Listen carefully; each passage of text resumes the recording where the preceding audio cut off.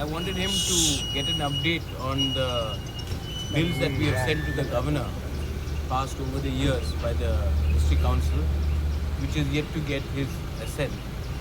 So I met the governor and I apprised him of the many bills that we have sent to the state government to be sent to the governor, which haven't been given his signature, and why there has been a delay. So I wanted to apprise him of that development. So I went and I met him.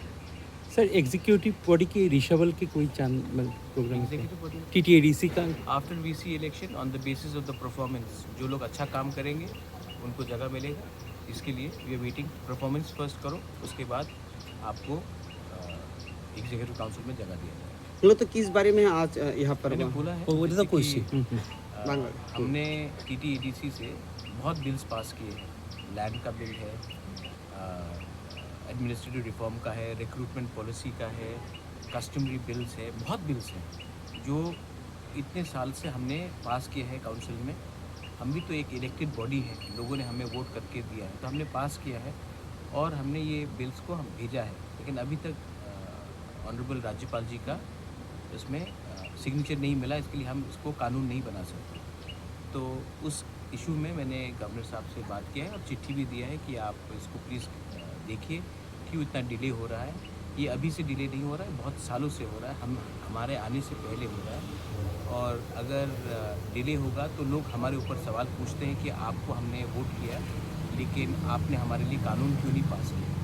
तो इसके लिए मैंने court में writing था ना किया. Sir, ये supreme court में भी आपने इसको लेके ये बात सुप्रीम कोर्ट में भी है कि हमने इतने बिल्स गवर्नर को भेजे हैं. नॉट ओनली दिस गवर्नर, इससे पहले भी 2007 से 18 बिल्स हैं जो गवर्नर के पास आज तक पहुंचे नहीं हैं.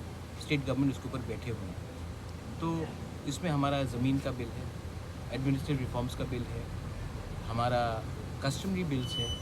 तो ये सब बिल्स को अगर आप अप्रूव नहीं करेंगे तो लोग हमारे ऊपर सवाल पूछते हैं और हम क्या बोलेंगे. इसके लिए मैंने सुप्रीम कोर्ट भी हम लोग गए हैं इसमें और कहा है कि आप अगर आपको बिल ठीक नहीं लगता है तो आप उसको ना बोलिए या फिर हाँ बोलिए, लेकिन आप एक बिल के ऊपर 5 साल 10 साल बैठ नहीं सकते. और यही हो रहा है कि स्टेट गवर्नमेंट को हमने बिल भेजा, स्टेट गवर्नमेंट ने वो बिल गवर्नर को भेजा ही नहीं.